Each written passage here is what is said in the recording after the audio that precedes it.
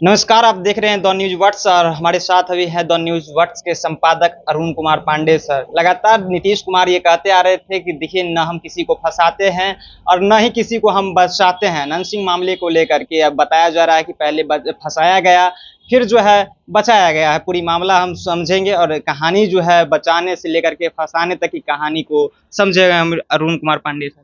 क्या है पूरा सर मामला?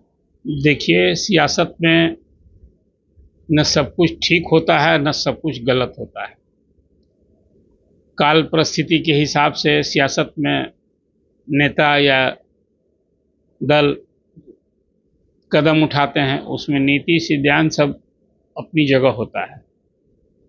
कुछ कदम उठाए जाते हैं तो उसके भी तर्क ढूंढ लिए जाते हैं, और विरोध किया जाता है उसके भी कुछ तर्क ढूंढ लिए जाते हैं।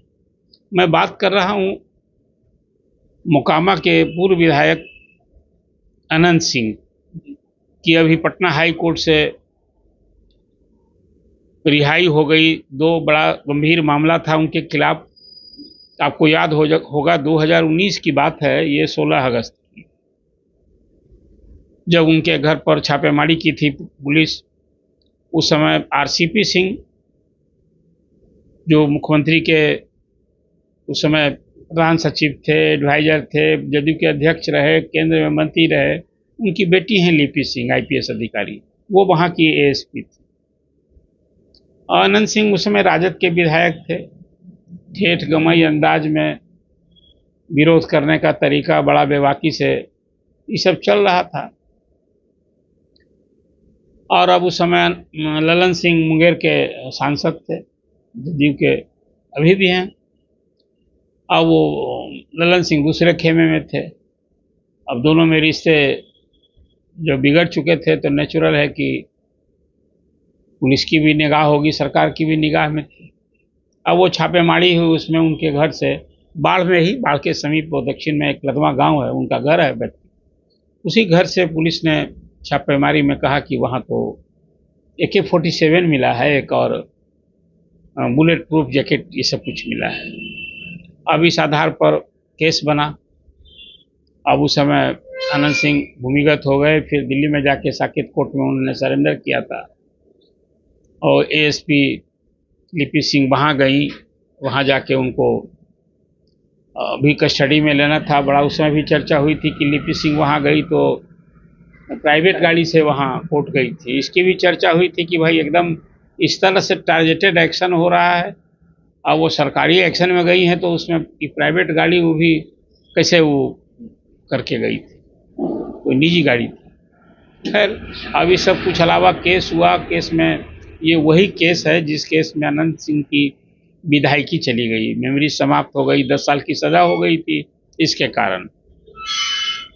और फिर उपचुनाव हुआ मोकामा से, तो वहाँ से उनकी धर्मपत्नी नीलम देवी, राजद के ही सिंबल पर, राजद में थे ही वो, तो जीती हैं वहाँ से।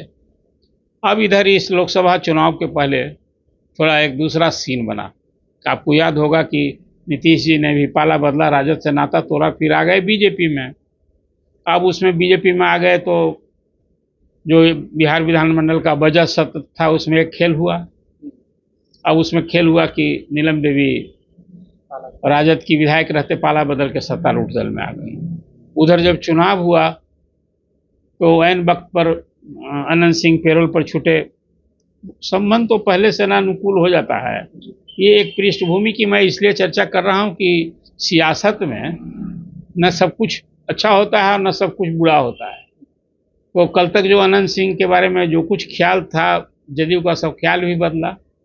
अनंत सिंह पैरोल पर आए तो कहा कि भाई हम चुनाव के लिए नहीं आए हैं, घर में भाइयों की संपत्ति का बंटवारा है, इस सब के लिए आए हैं। लेकिन 15 दिन रहे वहाँ, रोज मीडिया से मुखातिब रहे, चर्चा में रहे। एक माहौल बना कि भाई जो अनंत सिंह के खिलाफ उनके खासकर सुजातीय मतदाता हैं, और टाल में जो प्रभाव है अनंत सिंह का, वो काम आएगा ललन सिंह के लिए। उधर विरोधी दल में राजद ने भी इस बार के चुनाव में खेल कर दिया था कि वहाँ अशोक महतो जो उस छवि है उनकी भी वहाँ वैसे ही एक इलाके में, अब वो उनकी पत्नी को, अनीता देवी को, चुनाव लड़ा दिया लालू जी ने। उसी चुनाव लड़ाने के लिए समझिए कि वो शादी की उन्होंने। तो खुद तो अशोक महतो कुर्मी हैं और वो धानु जाति की शादी की वो कैंडिडेट बना दिया। वो लड़ाई बड़ा रोचक हो गया था, अगले पिछड़े की लड़ाई हो गई। नीतीश जी का जो वोट बैंक मानते हैं लवकुश, उसमें सेंधमाड़ी की भी बात हो गई। कहीं ना कहीं लालू प्रसाद ने जो खेल किया इस बार कुशवाहा कार्ड खेला, और तो उसका भी वहाँ देखने को मिला। वो चुनाव था जिसमें कि सचमुच लग रहा था कि ललन सिंह के लिए चुनाव एक बड़ा चुनौतीपूर्ण हो गया। उस इलाके में प्रधानमंत्री भी गए मुंगेर, नीतीश कुमार भी गए, और वो फिर ललन सिंह वहाँ से चुनाव जीत गए। लेकिन एक बड़ा गौर करने वाली बात हुई कि मोकामा क्षेत्र में जो अनंत सिंह का की कंस्टिट्यूंसी है, वहाँ से राजद जो है वो पिछड़ा नहीं। उस कंस्टिट्यूंसी में राजद की बढ़त थी 2-3-4 हज़ार वोट से।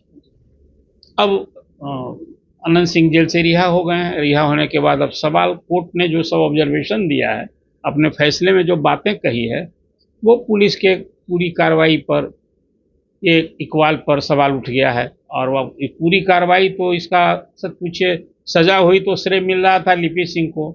एक आईपीएस अधिकारी ने इस तरह का केस बनाया कि उनको सजा हो गई, मेमोरी खत्म हो गई, और हाई कोर्ट ने उस सारे साक्ष्य को खारिज कर दिया, आरोप को निरस्त कर दिया। और जो बातें कही गई कि भाई अब जो सवाल तो अब ये उठता है कि कोर्ट का जो फैसला आया है वो सब सवाल है कि AK-47 किसका था। AK-47 अनंत सिंह के घर में जाकर किसने रखा? अनंत सिंह ने नहीं रखा। जो आरोप पुलिस का है तो फिर क्या पुलिस रख दी थी? ये सवाल देखिए, यही सवाल होता है बचाने और फंसाने का। अभी कोर्ट के इस फैसले से ये सारे सवाल उठ रहे हैं। अब विपक्ष ने इसको रोक लिया है, विपक्ष के लिए कि मुद्दा बन गया है, और वो पूरे नीतीश गवर्नमेंट पर, मुख्यमंत्री पर ताना कसा जा रहा है, आलोचना कर रहे हैं लोग, हमला बोल रहे हैं कि जहाँ मुख्यमंत्री कहते हैं कि हम किसी को बचाते नहीं हैं, किसी को फंसाते नहीं हैं, तो अनंत सिंह जब विपक्ष में थे तो केस में आरोपी हो गए, और अब सत्ता पक्ष में हो गए कि देखिए बरी हो गए।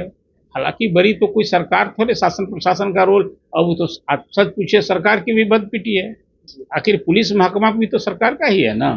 तो सरकार की पूरी कार्यशैली पर सवाल उठा है। उसमें कोर्ट ने जिस ढंग से साक्ष्य सब पर सवाल, कई साक्ष्य पर उठाया है, अब उसमें कई कुछ तो अपने हम चाहते हैं कि व्यूअर्स भी इस चीज़ को जाने कि आखिर वो क्या कारण था जिसके कारण कोर्ट ने ललन सिंह को बाइज्जत बरी कर दिया, आरोप से बरी कर दिया।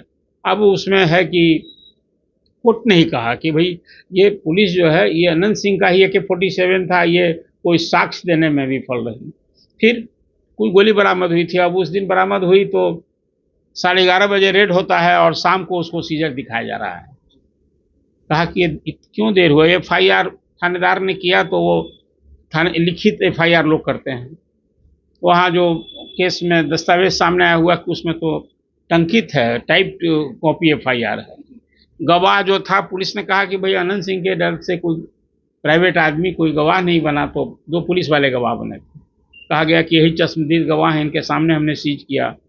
उसमें कोर्ट में वो कहा कि भाई हम तो मजिस्ट्रेट साहब हमको दस्तखत करने को कहे, हम कर दिए। इस तरह का वो सिपाही का बयान आ गया है। फिर जिस कागज में लिपटा हुआ था वो कुछ सामान दिखाया गया एग्जिबिट में कोर्ट में। तो 16 अगस्त को रेड हुई थी और 27 अगस्त के अखबार में वो लिपटा हुआ था। ये भी एक बड़ा सवाल हुआ कि तो कोई बात ही क्या क्या, कुछ तथ्य इस ढंग से आया कि पुलिस भी निरुत्तर थी, कोई क्या जवाब होता। मतलब इसमें जो अनंत सिंह की ओर से जो वकील ने वहाँ सब कुछ साक्ष्य रखा, साक्ष्य की काट में बातें रखी, जो तथ्य था, और आरोप तो था ही कि वो फंसाए गए हैं, राजनीतिक रंजिश के शिकार, यही सब तो कहा जाता था।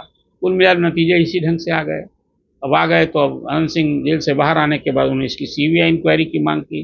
कहा हमको कोर्ट से न्याय मिल गया है, लेकिन हम जो अन्याय के शिकार हुए हैं तो इसकी CBI इंक्वायरी होनी चाहिए। लिपि सिंह ने जिस ढंग से हमारे खिलाफ दुर्भावनापूर्ण कार्रवाई की, अब ये सवाल तो उठाना है। फिर अब है कि 2025 में अपना चुनाव होगा। अभी तो नीलम देवी हैं अभी मेंबर, अब अनंत सिंह के लिए कोई केस नहीं है, तो अब वो चुनाव लड़ने की भी पात्रता हो गई है।